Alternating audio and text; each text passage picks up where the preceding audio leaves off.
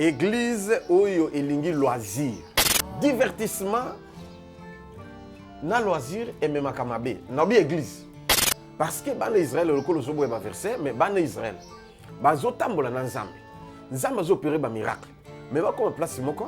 Ba Bible les peuples mangeant et bi et se divertit. On a versé ni papa. C'est alors que quand Nzambe peli bato ba kufaki. Voilà. Mais église et organiser pique-nique. Église. Ah oui. Oh, bah, jeune église, bah, que pique-nique, bah, monsieur, bah, koufa na ezo. Oui, pasteur a permettre, église na ezo wana yolo, pasteur a permettre, allez, bah, aïbaki, et tout, allez, bah, kumbani, bah, jeune, bah, kiwapi, ceux qui sentent, ceux qui nini, pique-nique. Bah, kuna, bah, dinda na mai, bah, koufa. Donc, l'église est exacte pour organiser, ba cérémonie moko oyo ya divertissement boké bo meli bo langwe comme ba mususu o ba ke récollection ngo des années kuna eyindi ya kosakala te ba tutoli nkoi ba tutoli primis ba tutoli nini ba lie ba meli est-ce que wani ça mais oyo ya ba ambiance eyeti na ba église.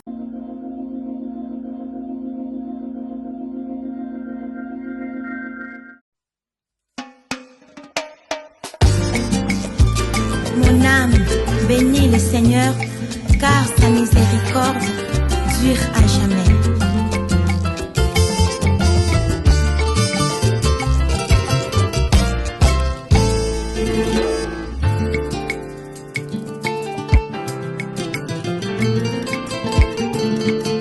Oza nzambe nanga, oza musungi nanga, na yonde na tendelika. Yahweh, oza nzambe nanga, oza musungi nanga, na yonde na tendelika. Yahweh, Yahweh, Yahweh, oh, yonde nyoso yanga.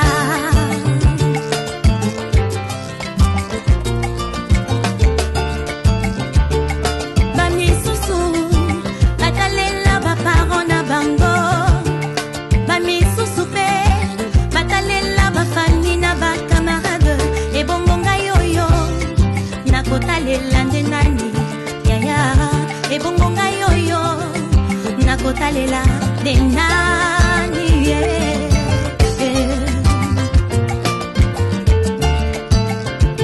nayoyo basundola pe babwaka na maile nazoluka lisungi nanyako bimisanga nazoluka lisungi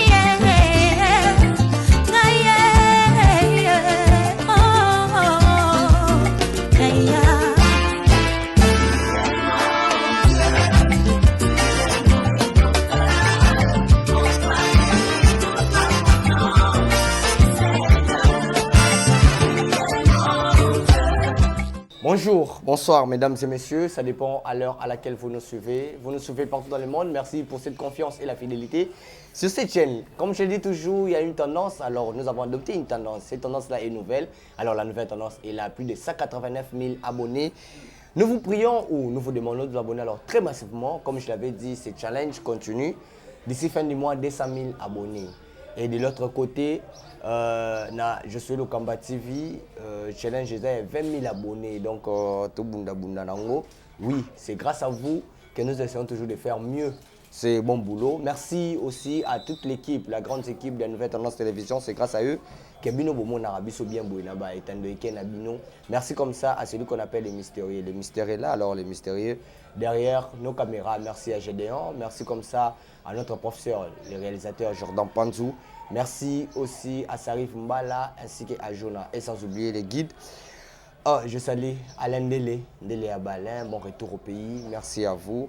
Merci aussi comme ça à tous mes partenaires, je salue Blanche-Neige, Maman Lilinga Lula, depuis quelque part, je vous salue. Merci à SKS, Daniela Mokoko, merci à vous tous, vous êtes nombreux partout dans le monde. Vous voulez passer vos articles ou vos publicités sur cette chaîne, le numéro est affiché, plus 143 900.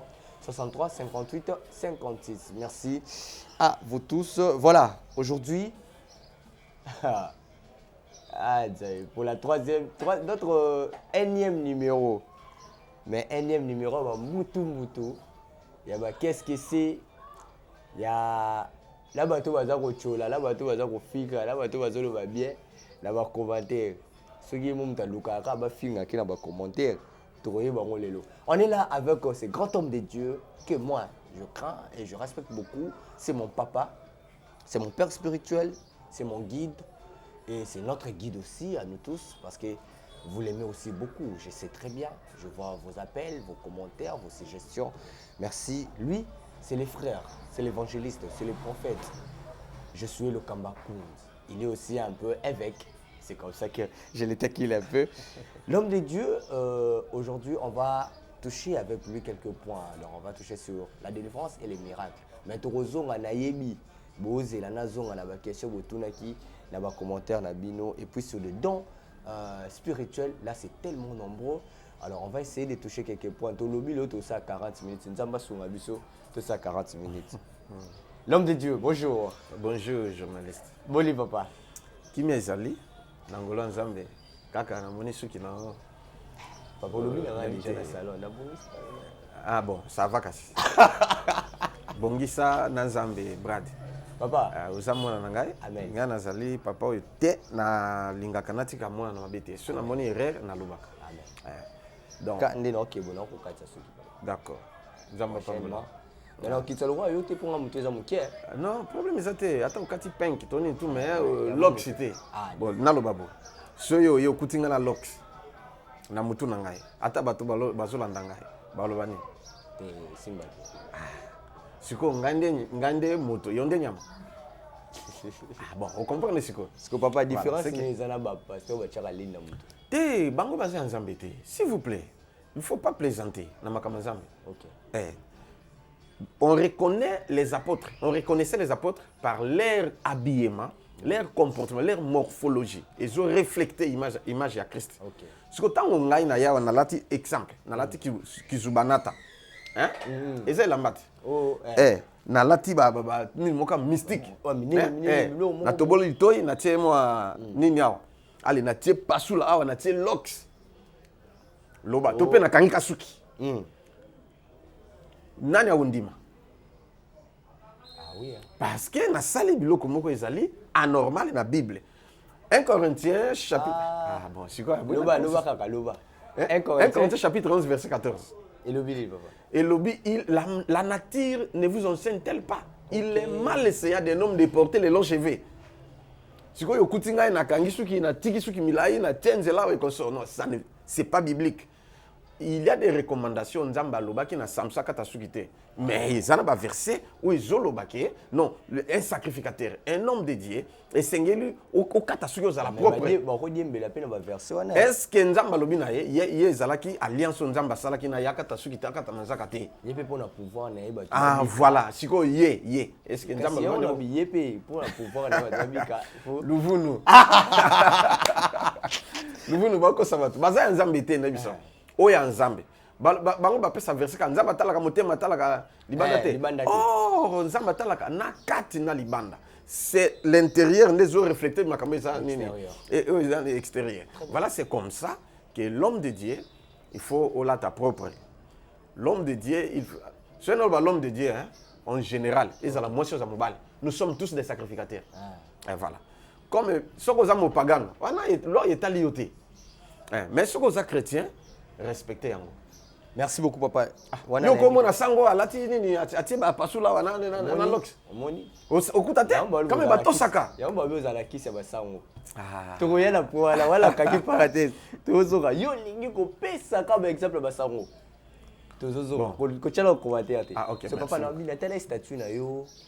C'était hier que vous avez dit l'église bazo pesa vraiment minimum mabonzambe te. Conseil Église oyo elingi loisir. Voilà. Parce que ban Israël le kolo zobo ba verset mais ban Israël bazo tambola na Nzambe. Nzambe zo opérer ba miracle. Mais ba comme place moko. Bible les peuples mangea et bu et se divertit. Voilà verset ni papa. C'est alors que quand Nzambe peli bato ba kufaki.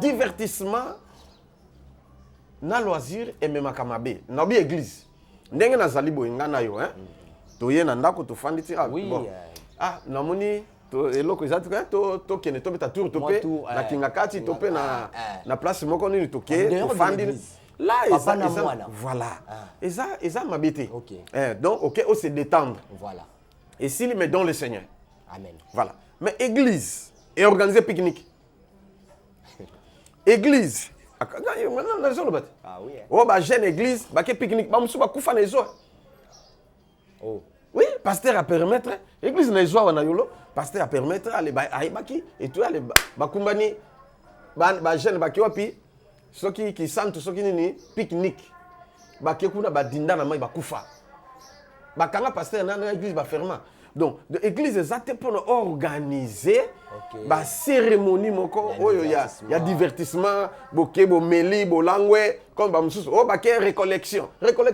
ba des années kuna eyindi ya kosakala te ba tutoli nkoi ba tutoli primis ba tutoli nini ba lie ba meli est-ce que wani ça vraiment soki tozo organiser ba séance ba prière ezali normal que tu kutani biso ba jeune to sambeli to prier to sali partage oui il peut y avoir aussi un repas que oui mais sali moi cocktail moi nini tout oui to lié mais to melande masanga te voilà to lié to melimai to pe moi ji ezali esili to bondele esili to zongi là c'est normal mais oyo ya ba ambiance et yeti na ba église là ce n'est pas l'église de Dieu pasteur on se divertir na yeko ndeti lo moko nga ka se to boka libanga na molili po eyaki Nathan, un pasteur qui parlait de Fali pour par la chair.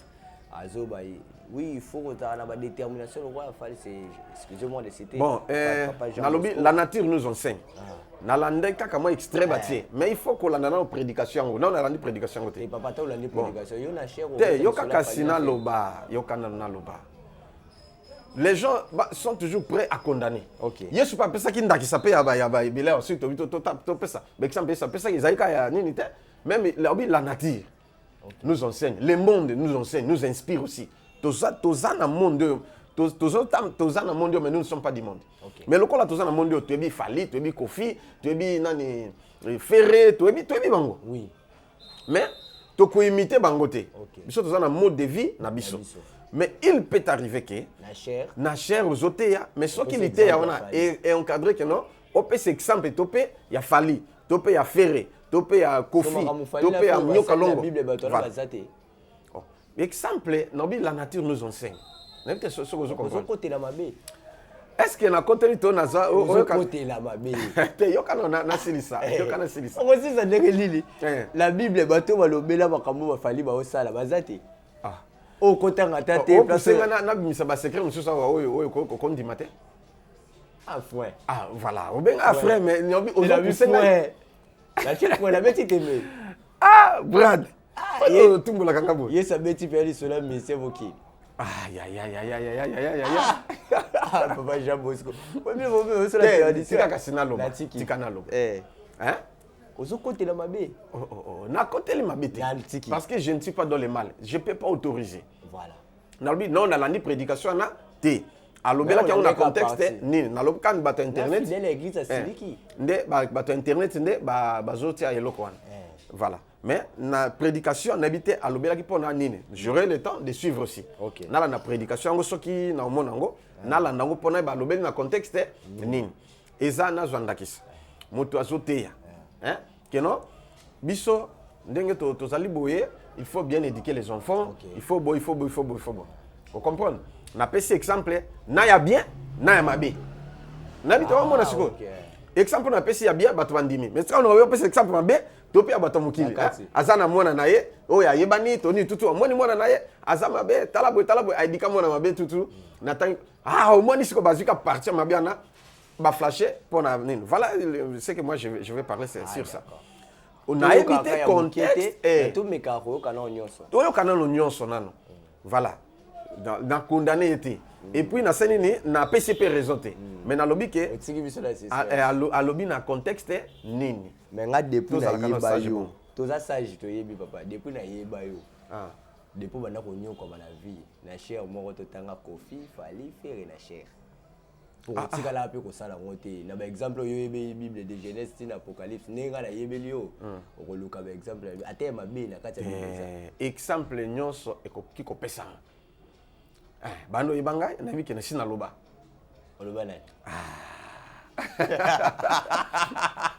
na loba boye tango nazalaki na bongoli motema yango na loba na exemple bolandango balandango na sina loba na bongoli motema na époque oyo nzembo ya pepe kale ezo régner siko nga ki église bayebi ke ngai nakoma osambela siko na ye batie musique ya pepe kale bakendeki poto bakwei na désert bamama ya Paris bosimba nga koto oyo na poto malili biso na Afrika moto est-ce que nalobi yango te siko soki moto azwi partout omoni pasteur emazia mokili ocomprendre sikoyo na bina na bandeko na tobina sikoyo basere baganyaka nga sere Monique na mama Micheline baye ko sala ka suivi bakota ngai na bandeko na nga ba cousin moto kaka bakota frère yoko bina musique yo ngabi eza mabe aussi banda wanande na zana ba cassette na ba époque ya CD na bimité ndeka ba cassette nyoso tout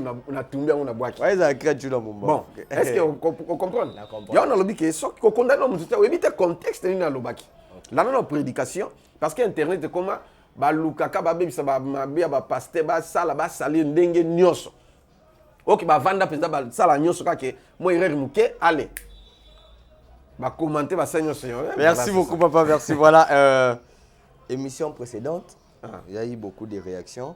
Il y a autant à moi commentaires. Voilà. Ouais. Il y a notre sœur Céline Yala. Abi, que Dieu vous bénisse abondamment. Il y a Lycée Kalinga. Merci beaucoup, évangéliste, pour cet enseignement. Et puis, mon corps Nadine Abi, j'aime ton franc parler. Frère, je suis. Il y a le barané vérité. Ouais. Et puis, qui a la binzamba pambola yo évangéliste je suis papa na lingi na ye baba donanga il faut bien papa bien nga toi comme nga ta message qui a la bia donc appelez papa aux aba réponse ta yo Alphonse le bi mosali ya nzambe ya solo nzamba pambola yo batien so ba pambolo bo doli amen merci papa s'il te plaît le belana nous au sujet ya badon spirituel wana maman Nadine il faut faire na pousselle. Donc il faut ça la nyonso oya poto le émission spécialement pour la badon spirituel. Badon spirituel. Pour eza vaste mais aussi cité. Ne na lobela to décortiquer nzamba ça. Voilà, Franck Abi Moutounyoso asakola kana nzambe et Satan, le mal ou le bien. En même temps, la petite voix qui est toujours contraire. Voilà maramolo baike. Moutounyoso sola nzambe. Mais moi quand ebisi ngabité Moutounyo sa yoka kapé Satan mais ko solo là il pas d'image té ya suka ndé abi yoza na kisi ya basango sikoyo bonganga olie obomba yo okomi kopesa bako ya na bana ya nzambe. Bon là j'ai pas compris bato ndé balobi pena ke yono za na kisi ya basango kuna mambozolo ba pe ko kotela ka basango. Bon na kotela basango té parce que naloba mabe na bango. OK. Oyo ke na ba émission mususu na sala basango na Rome o ba binga. Ba benganga ba finganga pena ndingo sakana te. Ba yino tozo okangisa yo. Muso pena na zolongo biso to bokoli yo to tangisi yo konso zambo na mabe ndeni bon ba finga ti pe ba bito na ofuta bien na zoya ti wana na ofunda na mona justice. A préférable baby s'habiller là. Oui. Ce qu'on appelle, le col a bien éduqué, na lobika bon, merci beaucoup, na vu que ça papa, oyebinga, bobo kolinga, mais oyebi que makam na lobby, na lobby ya solo, na ko cité. Deuxième chose, soye ko funda, gloire au Seigneur, to ko samba, mais du moins o ko samba nandi ko na yo, moninga na yo azao, azape na voyage te azao, ayebi makambo yende buto oyo, donc ce qui n'a qu'aussi, il est pas allé comme ça, beaucoup samba, bon, à 4 téléphones, mais à un certain temps et les 4 ba 3 mois ayo benga moi na limbisa ngai nazaka papa naza na problème awa oyo problème nini o na kuta na problème balongolenga na place nazalaki et tout na sali surtout et simbate et puis na maladie obonde la pona ngai na boni pona ye amoni solution atineka kutu $500 bon bon voilà pona kolobaki kozana kisa basango c'est ko réduire nga ko kitisa ngai omoni tango sango ye moko parce que osala ke émission na sango Ah oui. mais jour monsieur ko ezali oya ko sala émission pour oyoka omoni tokenga na mama na mwasi nanga abengi biso tokwe na nini na couvent na 11e rue en face na INPP wana azalaki wana Dans Saint-Joseph, hein? Côté Saint-Joseph. Couvent na 11e rue industrielle en face de INPP. Ah oui. OK. Donc comme yana bato bazalaki déjà pas yamba bango abweko yamba bango de 8h à 18h. Mais il témoigne devant même ma femme abi mobali na yo oyebi mama seki abi oyebi malamu te ngai na yebi malamu azali ko salela nzambe na bosolo pe nzamba ko salela mambi manene mais biso tozali ko salela nzambe na bosolo te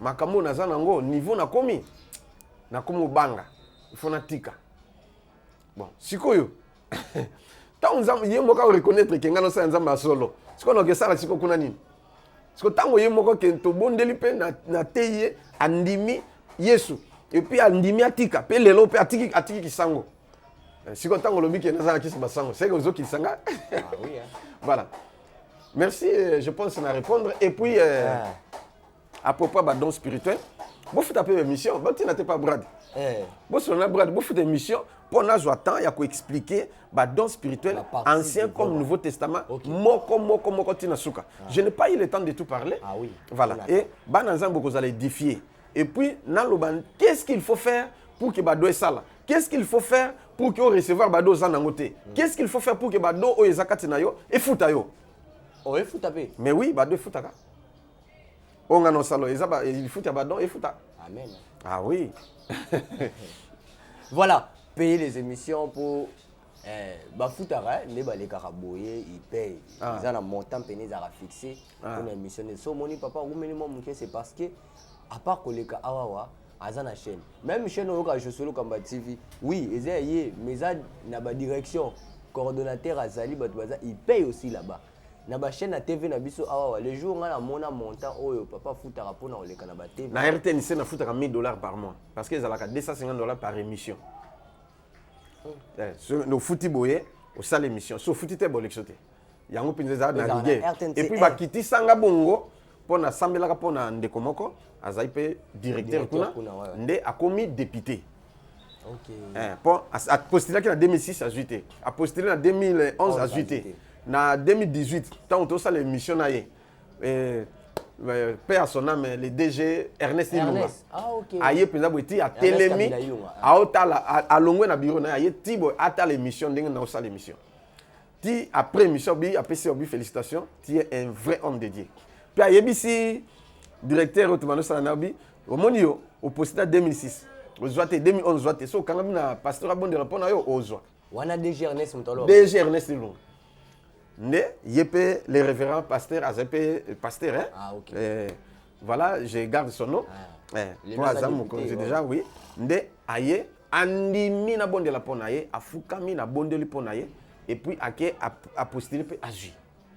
Vous comprenez? À partir na yende ba sali keba qui s'est pris, il y a RTN, c'est pour nanga.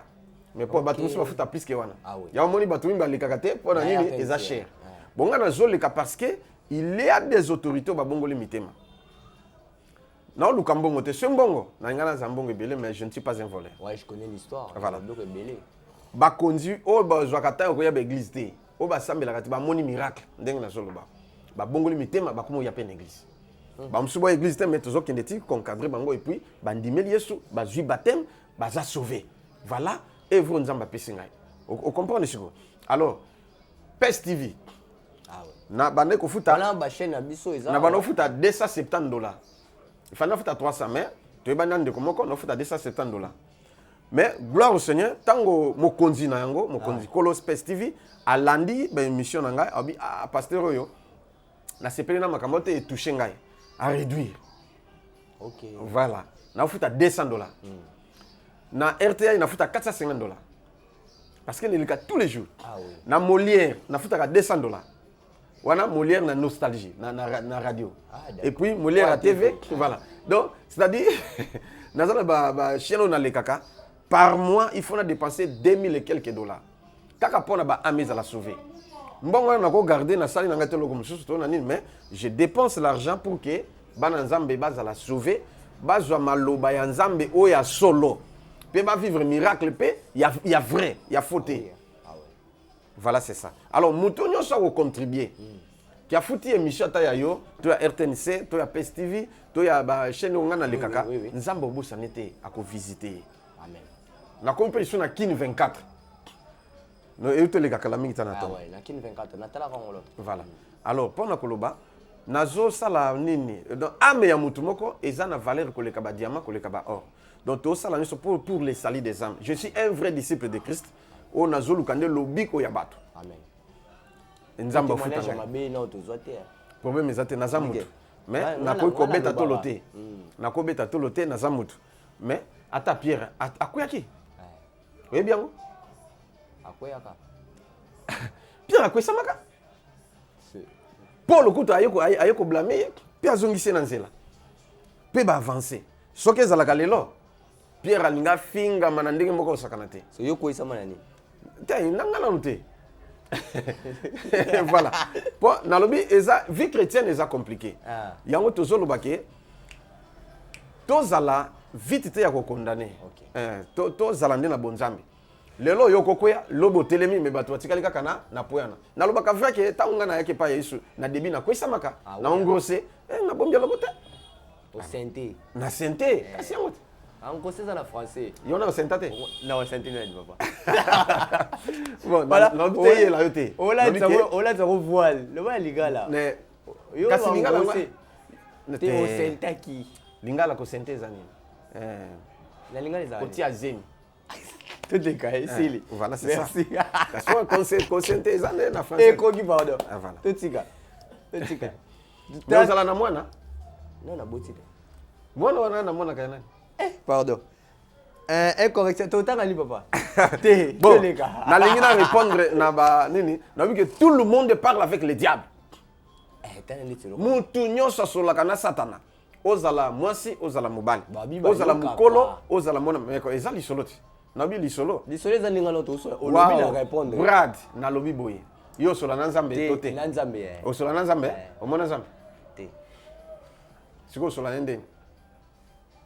Sona sengi alobi na ngata msuna ndoto. Aloba kona ndenge nini? Na bandoto na ba. Job chapitre 33 verset 14 à 18. Parce que au lobby au cas réponse au pèse na pèse le verset. Job chapitre 33. Mais kolobati ke nga so na satana. Satana tango aloba ma mlinga na répondre raté. Ya nzambe na répondre. Job chapitre 33 verset 14 à 18. Verset 14 à 18. Je lis le nom du Seigneur. Amen. Dieu parlait cependant, tantôt d'une manière, tantôt d'une autre. Et on y prend point garde. Zamba lo bakala ndenge ebele, mais bato batira tentation te. Continue. Okay. Abi, il parle par des songes, oui, par des visions nocturnes. Car les hommes sont livrés à un profond sommeil quand ils sont endormis sur leur couche. Zamba lo bandenge ebele na ndoto, na nini, na vision, de façon nyonso. Ya ensuite tozongi na ba don spirituel o man, ezana ba voix audible. Nzamba lobelo yoki pesa mungongo ezana mususu o balwa parole de connaissance oka malobe matayo na mutema loba boye. Donc il y a plusieurs sortes, plusieurs façons nzambe alobela kabiso bato. Satan pe lokola za imitateur a salaka pe kaka a pirater oyo nzamba salaka na bato. Alobela pe bato na bandoto, na ba vision, na oyo kapé na malobe bima et ainsi de suite. Satan pe le fait aussi. Et puis ndenge nzamba bimela kabiso asala pe ngolo ya kobimela biso po to mona yeto solo en face. Satan pas ça la ka bongo. On comprend. Alors totangi Genèse Genèse chapitre 3. Banana verset liboso. Genèse chapitre 3. Les serpents étaient les plus rusés. Oui, yoka. De tous les animaux des champs. Serpent autozoloba et il y a diable. Mais serpent y a nzambete. Parce que tu sais tu le vois qui nzamba zanyoka. Et Satan n'a pas zanyoka. Mais oh yonde ya Satan. Il y a Satan. OK. Abi, les serpents étaient les plus rusés de tous les animaux des champs que l'Éternel Dieu avait fait. Il dit à la femme, Dieu a-t-il réellement dit, vous ne mangerez pas de tous les arbres du jardin? La femme répondit au serpent. La sololité. La sololité. Parce que dans la Bible, ce qu'on continue kaka. Oui, yo moka yuli solo ndenge zalaki. Bande ko bolanda bien. Awa mutu asolaki na Satana, to asolaki na Satana te. Asola ina. basolaki te L'ancienne alliance. kasi na ancienne alliance Basolaka. ah yo olobaka ancienne alliance Matthieu chapitre 4 verset 11 kasi azobi ancienne alliance yango tokende toke mpe na nouvelle alliance. Voilà. Matthieu chapitre 4. 4 verset 1 à 11. Alors Jésus fut amené par les esprits dans le désert pour être tenté. Les esprits. Par l'esprit. Par l'esprit, ok. Dans le désert. Ah. Pour être tenté par le diable. Ah. Après avoir jeûné 40 jours et 40 nuits. Oui. Il eut faim. Les tentateurs s'étant approchés, lui dit si tu es fils de Dieu, ordonne ce que Pierre devienne pain. Kasi oyoki sikoyo. Yesu oya tonde na onction otolobi nzambe Satan bangi ete ndeko. Que Satan banga yo. Parce que yo pasteur, apôtre, bishop. Yo pape. Yo soki prêtre, hein? Yo za évangéliste, yo hein? Prophète, big prophète, évêque général. Utina jeune ata 100 jours. Parce que Satan bangi yo. Ah utina nini nga na olobelete. Yo, nani alobelote. Le diable viendra te parler. S'il a parlé avec Jésus, il peut aussi te parler toi. Mais il vient toujours dans le mal. Il est écrit. Mais oui, il est écrit. Yango yoka ke pasteur akende ki retraite mais engrossé moi si. Mais yo kende ki retraite na serre et comme so tieze mindenge nini. Tout na ye bien yoka. Jean chapitre 13 verset 2. Wow. Takasi oboye Ancien Testament, toi qui est dans le Nouveau Testament. Jean chapitre 13 verset 2. 13 verset 2. Pendant les soupers, oui, lorsque le diable avait déjà inspiré au cœur de Judas Iscariote, fils de Simon, oui, le dessein de les livrer. Et tout ce lorsque le diable fit quoi? Babi, lorsque le diable fut déjà inspiré. Inspiré qui à qui? À Judas c'est Iscariote. Le dessein de au monde ici qu'on dit diable à l'obéga là-bas. A eu inspiration, mais l'inspiration qui vient du diable. Que atekane yesu azwambongo yango moni ke oza chrétien oza chrétienne oza l'entreprise ozo sala oza le détournement ya mbongo est-ce que nzambe muta pesi ayebiso détourner mbongo yiba mbongo vous comprenez nzambe biso yiba mbongo te nzambe biso te linga mo sabato Matthieu chapitre 5 verset 28. Bon, pour nous, diable nous parle tous les jours. Matthieu chapitre 5 verset 28. Wow. Tous les jours, diable nous parle. Oh. Tala ozotambola no ozano na posa mabete me omonika ka mwasi boy oluli. Omonika oluli pe olonga. Olonga no miso ata olingi ete mais comme oluli. Est-ce que nzambe tabiso lula ye? Parce que nzambe wi ko lula te. Osoli la na Satan. Mais c'est ça le dialogue avec le diable. Il nous parle. C'est que muta okota lola. Tanga na verset. Ah oui, je le Seigneur. Ouais. Mais moi, je vous dis que quiconque regarde une femme pour la convoiter a déjà commis un adultère avec elle dans son cœur. Ah, c'est quoi? Au moins, c'est quoi? Donc, c'est-à-dire, le diable. Papa, il m'a dit que ma version peut s'amuser. C'est tout la l'année, maman, sur la loupe. Na ebisio. Attends mon peu. Yango oh ngana za sincère Brad. Na mo pe otali we ba mo te me beti. O sengi pe boni oh mais na zolo ba te Brad. Ti kanga na loba. Ata Pierre ngai tali na te. Je dis la vérité. Tu comprends la vérité? Oh, Galates chapitre 5 verset 10. Pour na loba vérité, il faut na banga moto. Oh là. Galates n'entend pas. Ah, abou verset. OK, ça va toi avancer. Les gars, Galates n'entend pas. Otangiti. Mais si ko ezaka ka pona ezala mwasi, otali brade. Oh mobali ki yoka ba favori yokani. Déjà ndenga lulio. Alingi te ke bo coucher mais a lulio déjà. A salini. Vous passez déjà. Déjà et pas na zambe déjà et salini et sali bien te au toucher au café. Yango monique na Jacques chapitre 1 verset 13. Wana na tanga. Tanga kasi.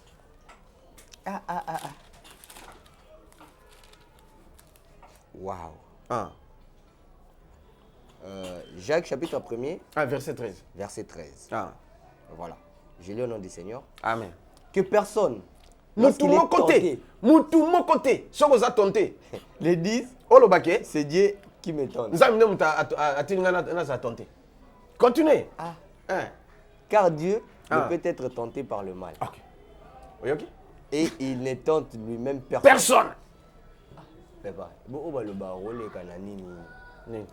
oleka na nini nzela c'est-à-dire nzamba lobi tentation o sala ki mabe okwesami osale eloko boluli nini tout yo moko satana soki nzamba tanta mutu te Dieu toujours dans le bon et yoka bien il y a des catégories il y a des personnes il y a des dieux dans ce monde hein c'est-à-dire Dieu créateur qu'on appelle Jésus-Christ et le diable diable azaka ka côté amabe soko za tonte yeba diable a inspiré likanisa mabe lula a inspiré oyiba a inspiré okosa a inspiré c'est-à-dire tu parles avec le diable tous les jours il te parle oyoki et quant à toi na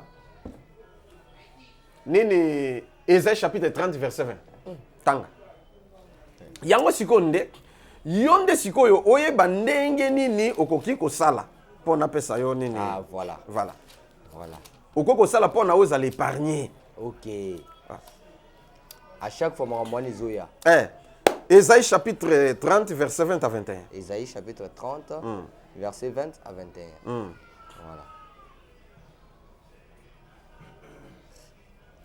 je lis au nom du Seigneur le Seigneur vous donnera du pain dans l'angoisse ata na pasi nzamba kopesa et de l'eau dans la détresse akopesa ta pasi eleki akopesa ta mai okomela ce qui t'instruit c'est-à-dire azoloba mpona nini okende na mabe te olula te otonga te ofinga te diable akoya kotonte yo olingolinga te diable akoya kolobela yo ayebi oui continue parce que pendant la souffrance bato mingi bapengwaka bayoka mongongo ya satan t'instruisent oui ne se cacheront plus oyoki mpona biso bato bakopesa biso toli tosala mabe te bakobombana te mais tes yeux verront ce qui t'instruisent tokomona nini na miso na biso soki na omona yesu tokomona ta ange amen vous comprenez ok Abi tes oreilles attendront derrière toi la voix qui dira voici le chemin marche-y oyoki ou okoke na gauche to na droite voilà parce que tu résistes à Dieu nous parle tous les jours les diables nous parlent tous les jours mais tango diable aye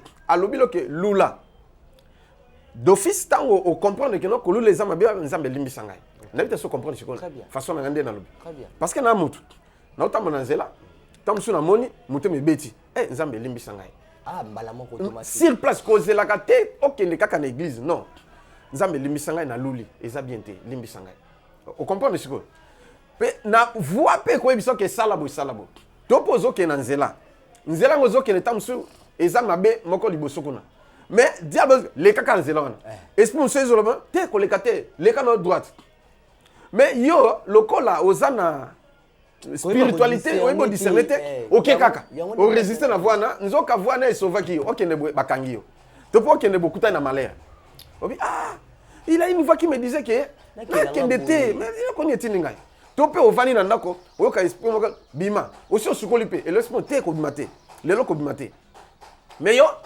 o tirantation te ale yo ano bima okende boy okyokuta na likama soki na yo kaka na bana okazuto kilo na bima te mais eloko netinga na bima omoni siko c'est-à-dire le diable nous parle Dieu aussi nous parle mais il faut tirer attention de tout temps na Job et puis que Dieu nous parle tantôt d'une manière tantôt d'une autre mais on y prend point garde toujours tirer attention te mais il faut tirer l'attention pour na kolobake mais papa question vite fait ouais comment siko ko discerner que o est diable ou est satan pour même Nzambe Yesu yemoko Nzambe na biso bakinene na il est écrit oui Satan pas koyo na il est écrit au croire que Nzambe et kasi soki ozana discernement te soki ozana discernement ata biso il est écrit exemple hein tozali na apôtre moko c'est un apôtre toyebani aye kote en église tanga sisi kote toke na ndako mama alambi ayambi ye et tout tolie ensemble na PCP enveloppe na ye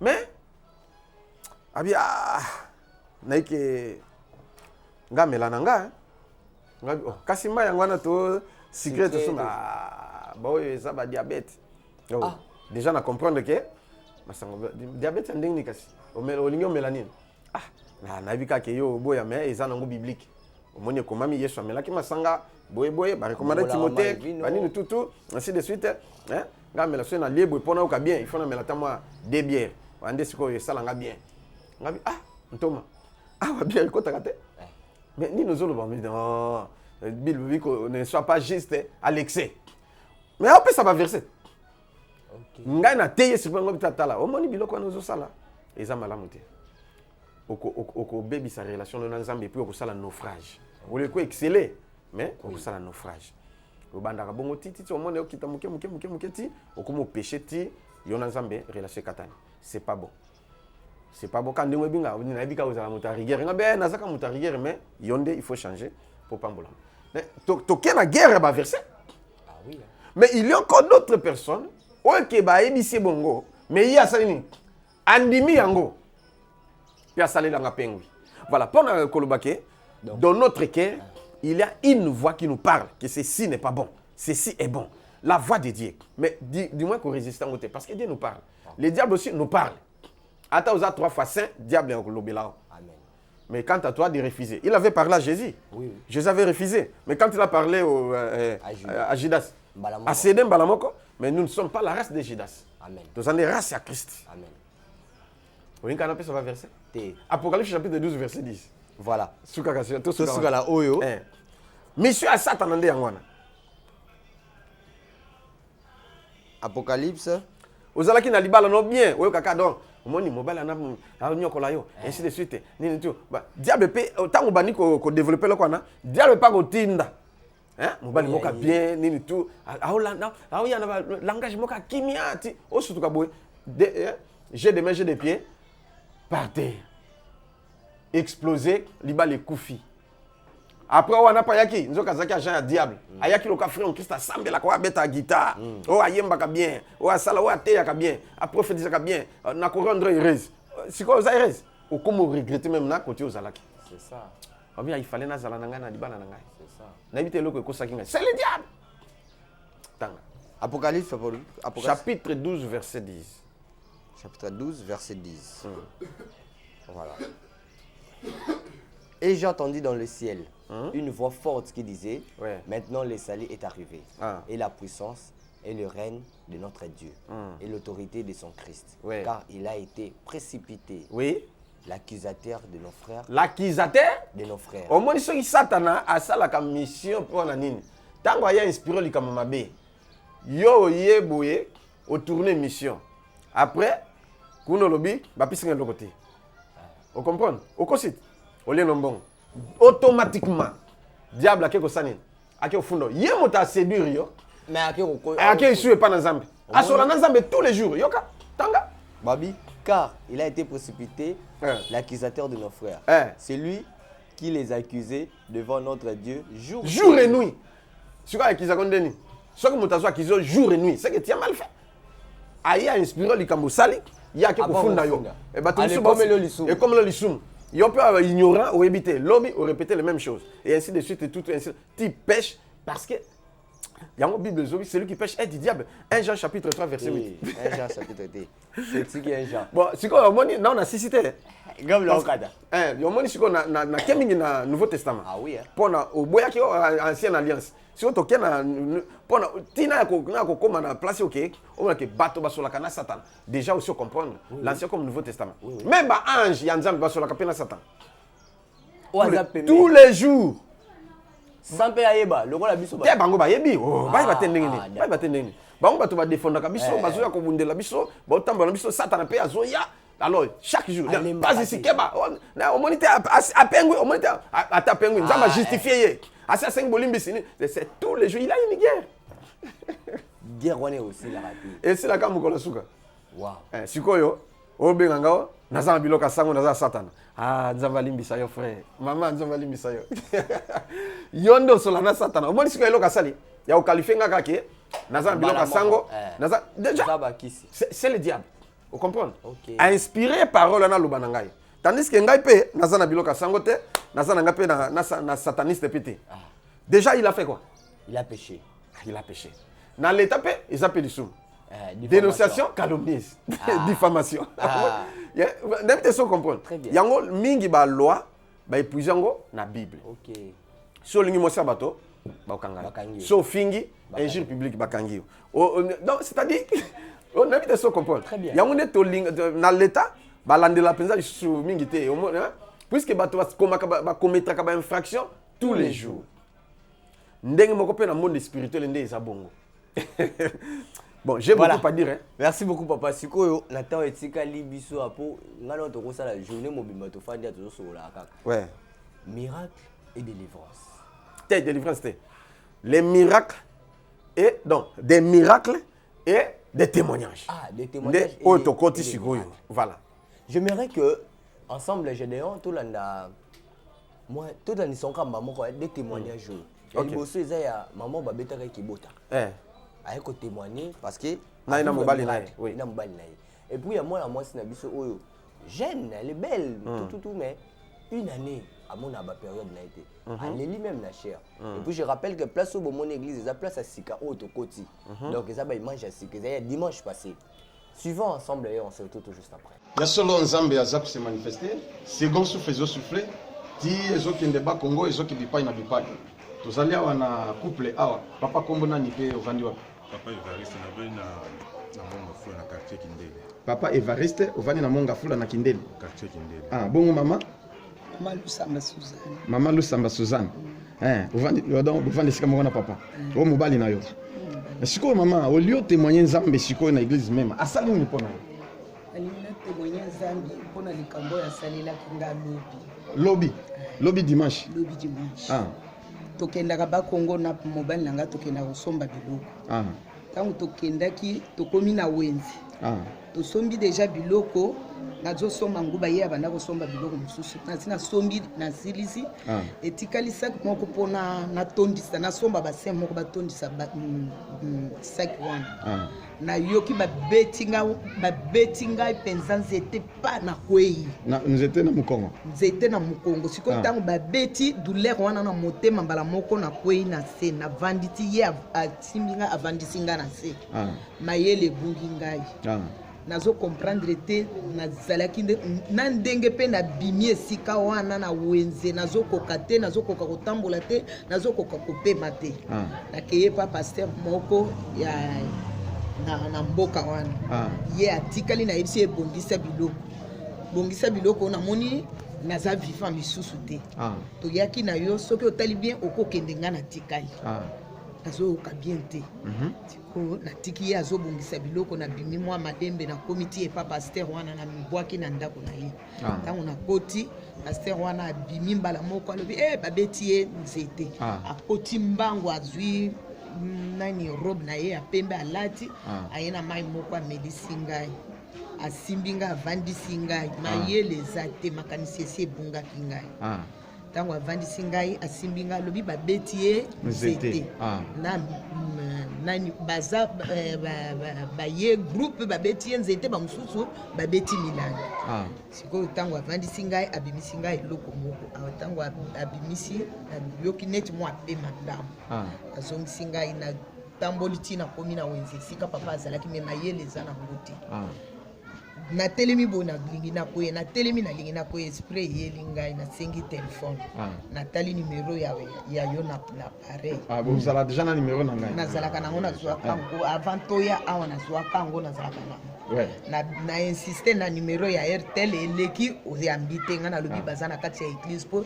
esalamaki na 10h30 sikoyo na ye asali mbangu alukita ti batie ngai tobimi po tozalaki na zamba tobimi ti na prince ntango tobimi na prince esprit wana eyeli nga kaka na benga yo nazoyoka bien te atuni ngai nalobi tikatika mpo na bandaki kopema bien te na motema evimbi ngai mokongo babloke nazokoka kobaluka boye te nazokoka kosala boye te nazokoka kopema te bavandisi ngai na kiti esprit eyeli ngai na benga yo ye sikoyo azalaki mayele na ye mpe ezalaki lisusu trouble na bengi sikoyo na numero na yo ya Tigo ntango na bengi oyambi mbala moko nalobi papa babeti ngai nzete na kwei toye awa toza na kisantu mbala moko yo olobi babeti yo kibota zwa mai nazalaki deja na mai nasengaki mai basombelaki ngai mai nazalaki na mai na kamwa molangi oyo ya moke ezalaki kaka de opirmati ntango bondeli na mai olobi amen nga mpe nalobi amen olobi mela mai opakola mai esika douleur ezali oyo nyonso ezalaki ya kokanga motema evimbi nga deja sikoyo ntango na meli mai wana après 30 minutes nayoki posa neti kosanza neti kosala nasali 5 fois ntango nasali bongo naye kosala nayoki motema na nga evimbi mbala ekiti mbala moko nayoki soulagement nzoto mobimba ye avandaki na baluki mpona bandaki kobaluka te na baluki nasali boye nayoki lisusu douleur te alobi seigneur nayebi eloko nakopesa paster oyo te olobi nini ngai nalobi nabiki na ngai nayoki mwa bien soulagement sikoyo douleur wana etikali moke nasimbi mai wana toye ye mpe asengi mai wana ameli toluki mutuka batienga na mutuka toyeti tokomaki awa 19h tokomaki 19h tokomaki 19h ntango tozoya kaka makanisi nde ata ndenge navandi awa eza nete ezobunga ngai kaka bongo tolali na butu tobondeli bien na ntongo awa ayebisi ngaki ngai il faut nakende ti na église wana tokutana na paster yango nde toyaki awa tokutani na ye tobondeli asali prière tovandi tozeli yo ndenge oyo ya bibi donc nzambe abikisi yo na kiboto balinga bomona bakongo okufa na kisantu mpona ayebisaki yeke ndenge toye na yo kozonga yo tika tala na makambo makalisi ezalaki nango lisusu te nabandaki obouge te paster mais siko kobouge bouge nano bouge na ngai mpo douleur wana eza nango eza lisusu te nzambe abikisi yo deja siko okoloba nini na bao nyonso bazali kozwa bakibota na mutu na mukongo na nini tutu banganga profete wana soki nabimiso babiloko mais obiki te te na ye kaka nazalaki na douleur makasi douleur ya kobota eza kutu bongo te eleki meme na douleur ya kobota eleki na douleur ya kobota nzambe abikisi nga na koyebisa baoyo nyonso bamonaka makambo ya boye baya nzambe asalela bango ndenge asili amen bongo papa ese oza likambo oloba mpona likambo oyo eyeli mwasi na yo nasepeli kaka ndenge nzambe ya José Lokamba abikiseli nga mama abikiseli nga madame baoyo nyonso baza na koyimayima baya mpe awa bakozwa mpe solution na bango ndenge mama azwi solution amen bao baza na koyimayima baya bakozwa mpe solution ndenge kaka boye kotémoigne nzambe avisite bino lisusu bovivre second souffle ya mabe ekokota lisusu te mais tozwi kaka oyo balengelaki tozongisi kuna bokoyoka sango au nom de Jésus et atteindre moto chef de file pe ekita bango nyonso au nom de Jésus nzamba justifie bino na kombo na Yesu amen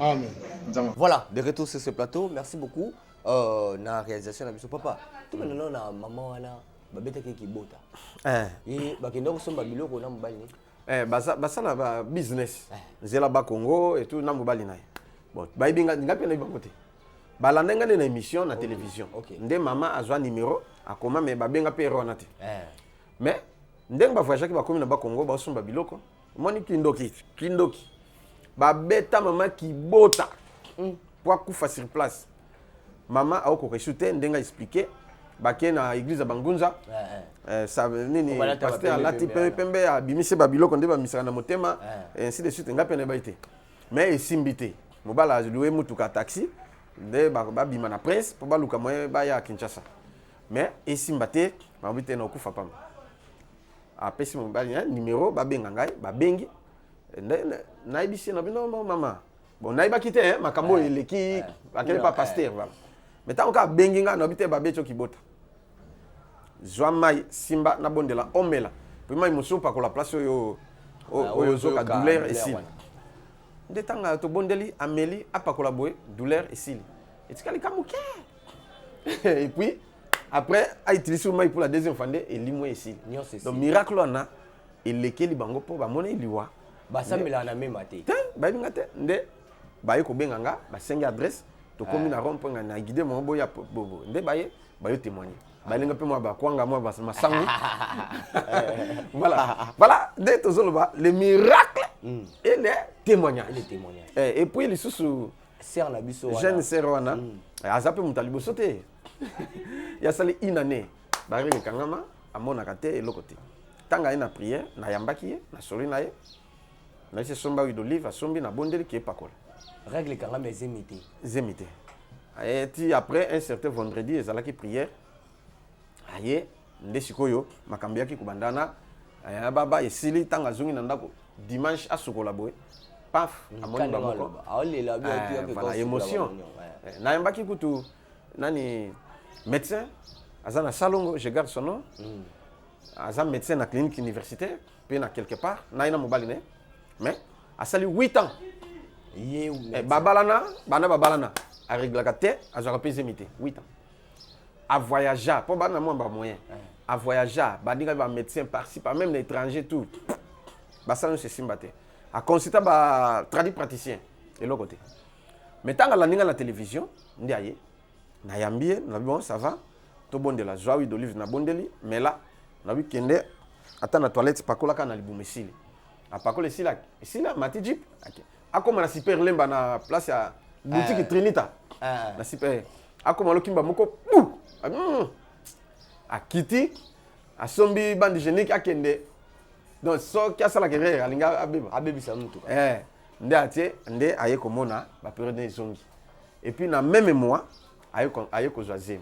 Wow. Lelo aza déjà na presque 8 mois, 7 mois, 8 mois. Donc dans 1 mois ou 2 mois, a déjà kobota.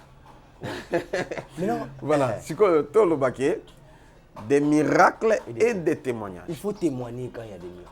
Mais oui, parce que le temps des miracles n'est pas passé. Existe, bel et bien. Yango sikoyo nazo le baquet, banda mokile salama, nzamba za nzambe ya miracle. Et puis bato bazo vivre miracle tous les jours. Ata basambelaka, ata basambelaka te. Mutu nyonso aza na miracle, pe mutu nyonso aza na témoignage. Banda kaka kobotama ya mutu. Eza miracle. Ouais, vous comprenez? Pour que okende et fécondé, nini wana ezalaka ebele, mais kaka ya yonde mutu ekei, baninga ba éliminer. Déjà c'est un miracle. Siko fouet tous et salami et komi makilati et komi sali mutu. Ti mutu zo vivre na libumi 9 mois. Ti obimi, c'est un miracle. Hein? Alors tango yobimi, okutana na makambo, obela poso kufa. Mais okufa te. Obika. Mais obika, c'est un miracle. Et ce miracle peut amener au témoignage. Voilà. Ce qui pousse les gens à témoigner, ce sont des miracles. Amen. Et yango sikoyo, nzambe nde mutapesi biso pouvoir wana. Ya coopérer ba miracle. Yango nazolo bana mukanda Marc chapitre 16. Et banana verset 17. Okita. Voilà. Marc chapitre 16. Marc chapitre 16. Banana verset 17. Verset 17. Je lis le nom du Seigneur. Amen. Voici les miracles qui accompagneront ceux qui auront cru. En mon nom, ils chasseront les démons. Oui. Ils parleront des nouvelles langues. Oui. Ils saisiront des serpents. Oui. S'ils boivent quelques breuvages mortels, Oui. il ne leur fera point de mal. Amen. Ils imposeront les mains aux malades et les malades seront guéris. Oui. Le Continuez. Seigneur, après oui. leur avoir parlé, fit enlever au ciel. Yo ka miracle mususu tango Yesu alobeli bango asenini. Ao matana likolo penza boye penza yo nazo matana miso na bango nyonso. Wow. Yesu akende bongo te. Et il s'assit à la droite de Dieu. Oui. Et ils s'en allèrent prêcher partout. Le Seigneur travaillait avec eux hein? et confirmait la parole par les miracles. Par des miracles. Qu'il accompagnait l'évangile selon Marc. Oyoki. Acte chapitre 1er verset 8. Voilà. Acte chapitre 1er verset 8.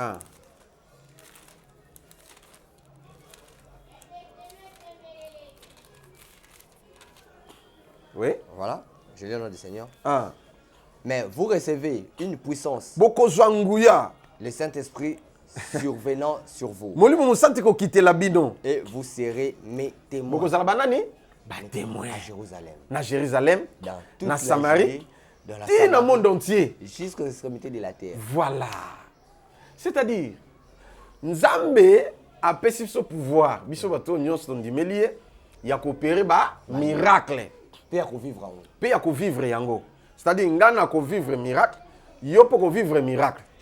Et donc on a et ko travailler katina biso. Vous comprenez? On se complète. Yango de ko pousser biso na ba témoignage. Comme de tozolo nda ba témoignage. Vous comprenez ce que? C'est-à-dire mutu ba bete kibote fala kufa. Ebele ba kufa bongo. Mais to bondeli amoni miracle. Nde pousser ya ko sa nini ko témoigner. Nga moko pe nazalaka pe mutu oyo oyo ba bingi gaou. Ah oui. Mais Nzamba Salini a changé vie na longwe na pauvreté, na compé na bénédiction. Amen. Et ça miracle. Amen. Et je témoigne. devant le monde. Amen. La même chose aussi. Yango au monique, ceux qui opèrent des miracles, parce que la personne naturellement a un pouvoir.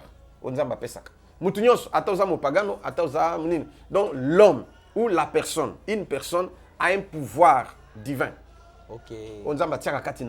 Étant que mutu. Caché. Oui. Alors, et se manifestaka, makasi ce qu'on courant na Christ. Amen. Ba mususu pe diable ko la tika kate, yepa ya ka ko pirater. Au moins mutu se ko se manifester tanga courant na Satan. Okay. Ya au moins ba magicien, ba charlatan, ba sala pe miracle. Akosi meloko ba misi pe moto et bimi pe. Et ça miracle. Mais miracle satanique et démoniaque. Oh papa bongo yango mo. Abengola ngombongo, boke pe boson pe loko pe voilà. Et ça miracle. Mais miracle mensonger.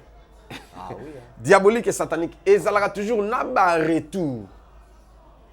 Miracle à Satan. Et ça aura toujours un retour. Mais papa, oui. Un inconvénient. Oui, mais il y a un Zambé, Wanande Zalaka, sans retour, sans inconvénient. Mais belé pe bazofi voilà bika moité. Banda Bon. bafanda bazolela botaka. Te, on moni ata zolela wana.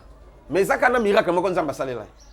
Il faut ça ni pas vivre miracle. Et pas vivre miracle. Ça le roi moi c'est na notanga makila simbela maye. Yango na zoloba. Pour vivre le miracle, ceux qui ont moko bonde le kokite, consulte ceux qui ont ces dons. On se complète. Il n'y a personne où il y a on se complète. Mais si on va fonder balike bele, ba baby si terrain. Ok. Omoni. Musu so benga na poto. Ba 1500 $. Oh. Amoni pe le côté. Et puis papa, au bon point nga mena moni le côté. Oh, il faut payer sur 1000. Attends vous-même. Comme à 2500. Attends là. Si on banda zobenga yambe chuter. Il faut appeler bon. Soit appeler bon te prière pesate. Comment il boya bongo? Baza ba sataniste.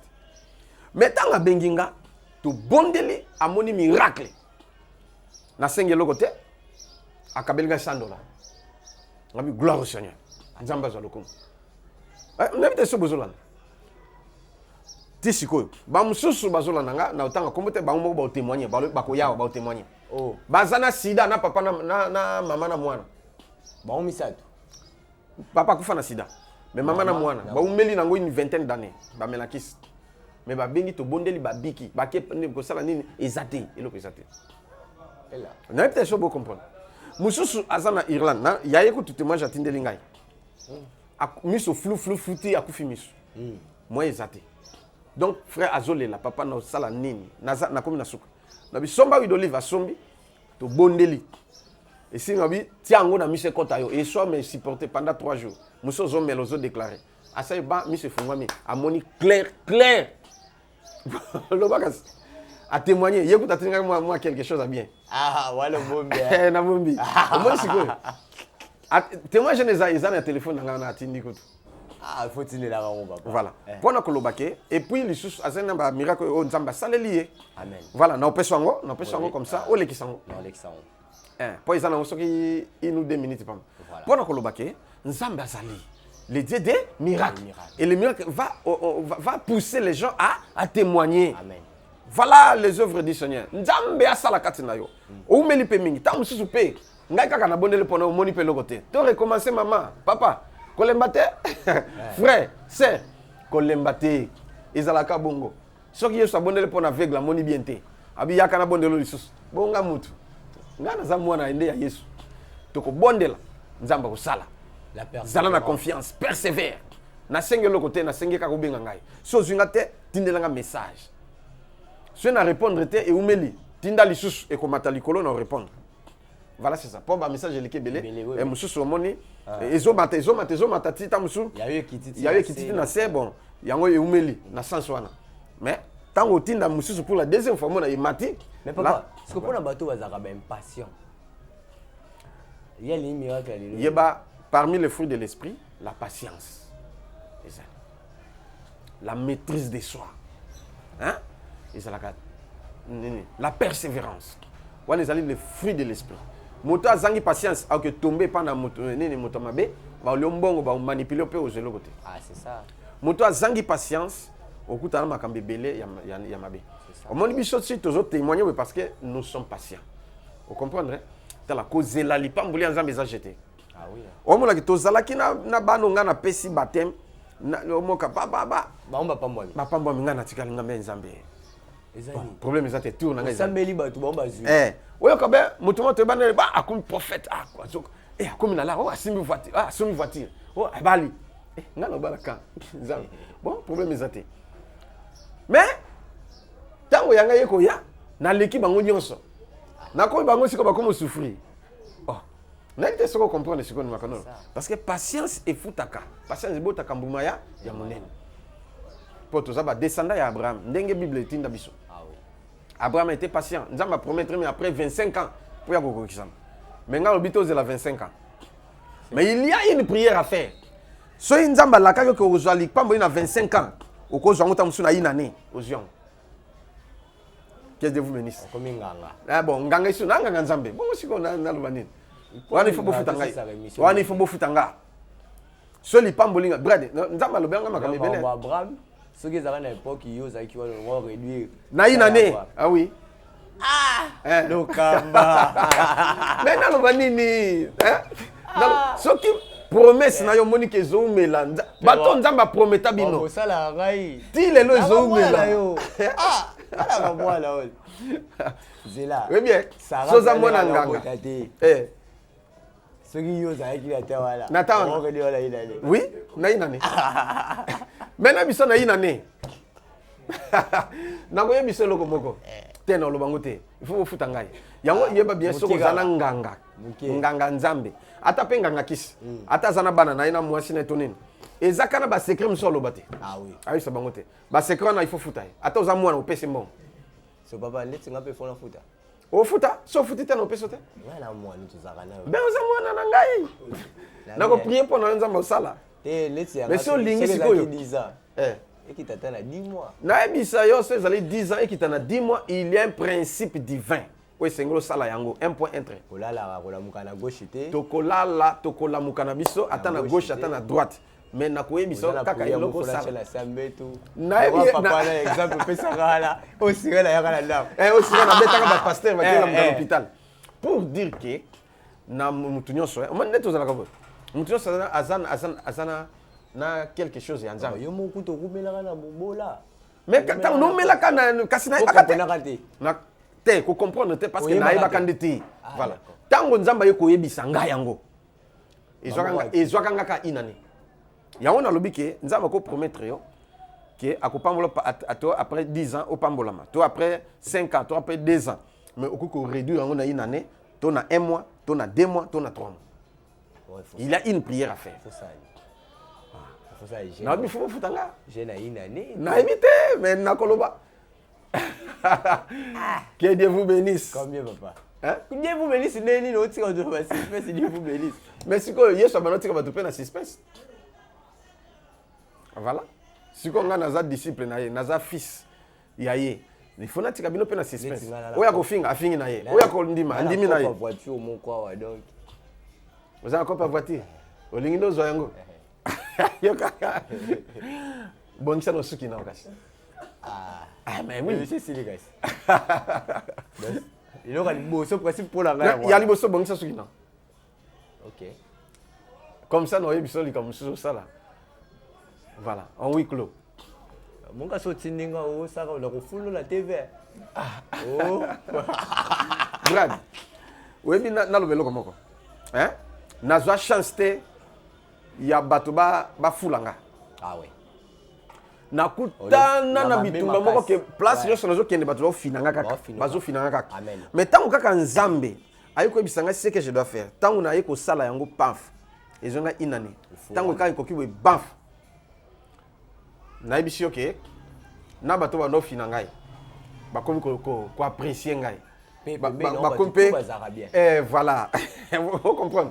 Voilà c'est ça. Ya on a zol 50 de komoko bazo fina yo. Attends l'église koki mate. Bengangai. Na c'est ce qu'il faut faire. Voilà. Ata bazonyo kola yo, tona libala, tona famille, tona musala. Bengangai na bisa yo ce qu'il faut faire. Pona obi manzela. Mais ce qui promet c'est umele kokisamaka te nde nazana fungo la wana nzamba pesa ngai. Ngambo kote ba msupe bazali na monde. Mais toze belete. Il faut pesa ngai, ofuta ngai. Ndimi nanga. Mais nana makoki te. soki mokoki te naobondela mpo na yo ngai nakudize don na ngai nabondeli omona miracle omona miracle tokozela kaka ozile mais eumela me ekokisama voilà solingi vite fait nzela mokuse mpe ezali ozima momolobe mais nazopese bamona ngai nabi nzela mokuse ezali eza nzambe te ata satana aza na nzela molai na nzela mokuse nzambe mpe aza na nzela molai na nzela mokuse c'est clair nabi noir sur blanc ancien comme nouveau testament makambo nazoloba verset napesa sous verset wana nde napesa explication voilà déjà wana fungoli te voilà merci beaucoup on est arrivé à la fin papa numéro de téléphone kasi bato babenga merci beaucoup bandeko nyonso balandi na bato bafingaka nga bato bakritika nga je vous aime beaucoup j'ai fléchi mes genoux et j'ai pris pour vous amen d'ailleurs nalingi bino makasi kosakana te ata ofingi ngai bafingaki mpe yesu batongaki mpe yesu mais yesu alobaki papa limbisa bango mpo bayebi oyo bazosala te nzambe mpe alimbisa bino apinir bino te mpo boyebi nini bosala te ntango mosusu bozofinga oyo eza vrai nde bozofinga ye mais bao baza fo boza koaklame bango bao baza fo bozosoutenir bango même financièrement mais biso bozofinga ngai esa eloko te nafingama na ngai mpo na yesu yesu afuta ngai mais je vous aime un jour vous reconnaîtrez la vérité ndenge bible vous connaîtrez la vérité et la vérité vous affranchira voilà je ne suis pas votre ennemi. Voici mon numéro de téléphone. Plus 243 9 98 17 18 54. Yami Balezali. Plus 243 89 91 91 055. Yasuka Ezali. Vodacom. Bon, plus 243 81 241 0 0 0 3 à la fin. Okanga ngo voilà.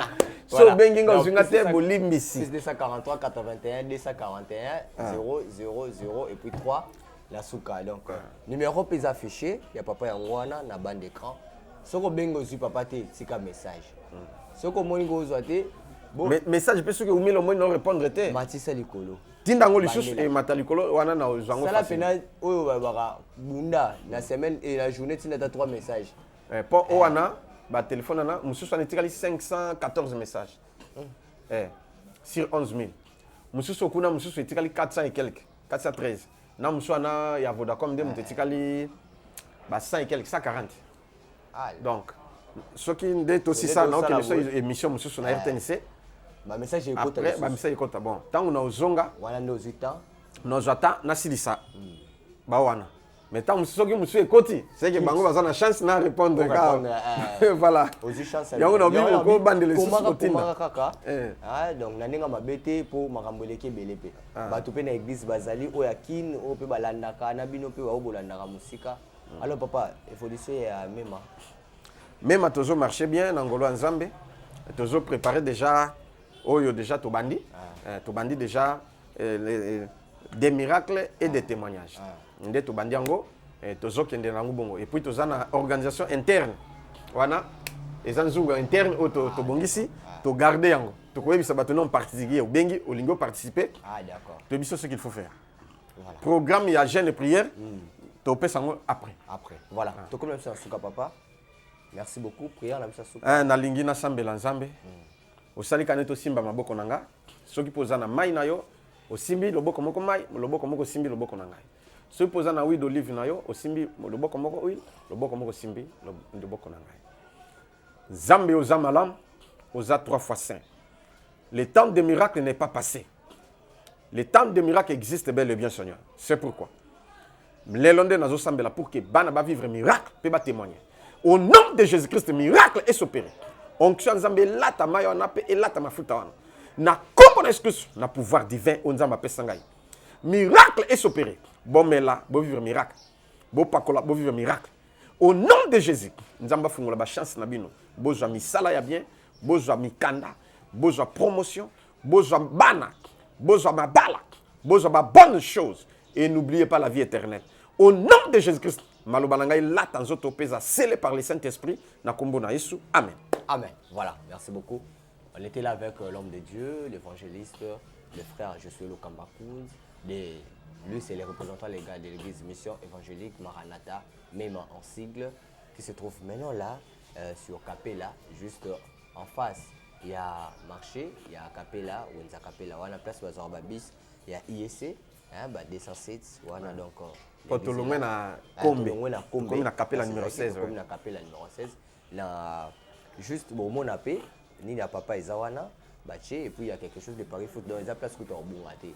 Arrivé juste là, venez nombreux expérimenter la gloire du Seigneur.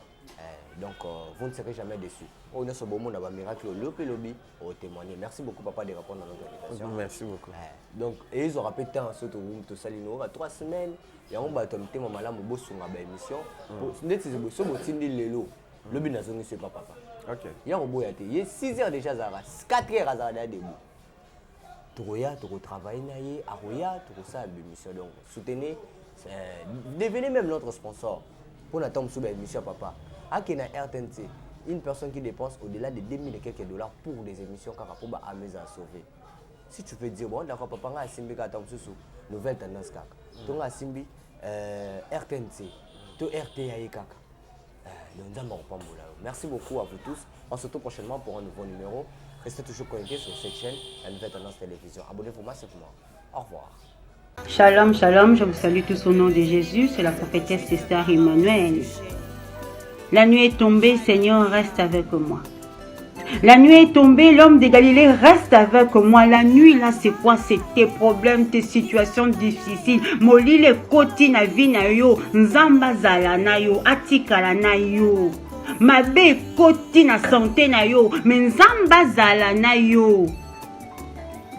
Molile koti olembi okomi na souka, mais le Seigneur doit être avec toi. Ça veut dire que la nuit est tombée, Seigneur, reste avec moi. Dans la situation là où je me trouve, je suis arrivé au bout de ma vie, mais l'Éternel Dieu des armées reste avec moi. Je suis arrivé au bout, je ne sais plus quoi faire. Seigneur, la situation nanga nazo kokali susute. Je suis arrivé au bout. Fils de l'homme, reste avec moi. Les médecins ont dit que je suis positive. Seigneur, reste avec moi. Parce que si tu restes avec moi, j'aurai la solution. Les médecins ont dit que j'ai le cancer. Seigneur, malgré la maladie, eux, ils ont dit, mais si je suis avec toi, si tu restes avec moi, je trouverai la guérison.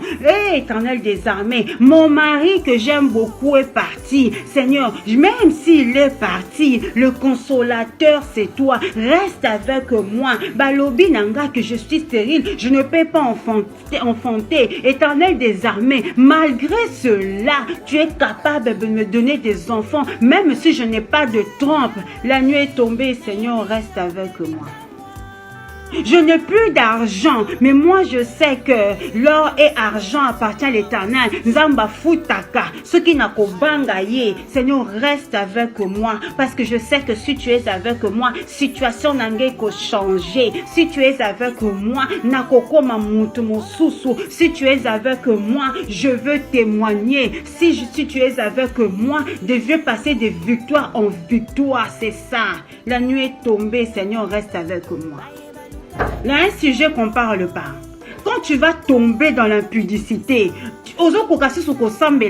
tu commences à prier comme ci, comme ça. Non, Seigneur, je suis tombé, je reconnais. Même si je suis tombé dans l'impudicité, Seigneur, ne t'en va pas, reste avec moi. Avec une bonne repentance, Seigneur, aide-moi à ne plus tomber. C'est ça en vérité. Tu dois renouveler ton intelligence. Seigneur, reste avec moi, reste avec moi, reste avec moi. Moli les côtés, j'ai souillé ton temple. Dans l'impudicité, tu tombes et tu tombes encore enceinte. Seigneur, reste avec moi. Tu vas avorter. Après avoir avorté, tu ne sais plus dire, Seigneur, déjà tu as péché au soumouki, au lieu de garder moi, au lieu de garder toi, que ce soit quoi avorter. Eh bien aimé, ma soumou. Malgré Wana, Seigneur, reste avec moi. Tu vas prier, c'est comme si, comme tu vas commencer à prier, le Seigneur va te pardonner. Beaucoup de femmes ont avorté, ils ne prient plus. Olongola bazé mebele, okoma kaka soni, okoma non, nzamba boya mutute zonga, c'est la repentance. Na moi bewana salité koti molili, tu reconnais. Seigneur, je reconnais que je trébuché. Seigneur, reste avec moi, reste avec moi, reste avec moi. Seigneur, j'ai fait le mal, je fais ceci. Tu commences, Seigneur, molili molili ekoti molili eza kaka difficulté te masumu na biso mpe tosalaka trop. C'est aussi le ténèbre. Malgré cela, repentance, reste avec moi. Ne m'abandonne pas, reste avec moi. Reste avec moi. Dans la situation où je me trouve, Seigneur, reste avec moi. C'est ça. Que personne ne te trompe. Dieu est un Père. Dieu n'est pas comme les gens nous disent là. Non, Dieu est un Père. Hein? Donc quand tu te lèves, tu pries. Dans la repentance, il agit. Tu dis, Seigneur, je reconnais. Dès que tu vas commencer à reconnaître, la gloire de Dieu va revenir vers toi. La Bible déclare, tous ont péché, sont privés de la gloire de Dieu. Mais quand tu viens, tu te répands, le Fils de l'homme, il se retourne et il te donne encore sa gloire. Bien-aimé, que Dieu vous bénisse. Dans la situation où tu te trouves, la nuit est tombée. Le Seigneur reste avec moi. Le Seigneur est avec toi. Le Seigneur est avec toi. Le Seigneur est avec... Je le dis, le Seigneur... Écoute-moi bien, hein? Le Seigneur est avec toi. Dans la situation où tu te trouves, le Seigneur est avec toi. Non, même si le ténèbre est jusqu'à là, le Seigneur est avec toi. Tu pries. Quand plus tu vas prier dans les ténèbres, la prière va augmenter, va commencer à éclairer. La prière Saint-Esprit, bandi ko kote, bandi ko opérer, bandi ko façonner, bandi ko longola mabe, mwinde ko bota. Le Saint-Esprit les a yemoko nzambe. Que mon Dieu vous bénisse. C'est la prophétesse Esther Emmanuel. Bye.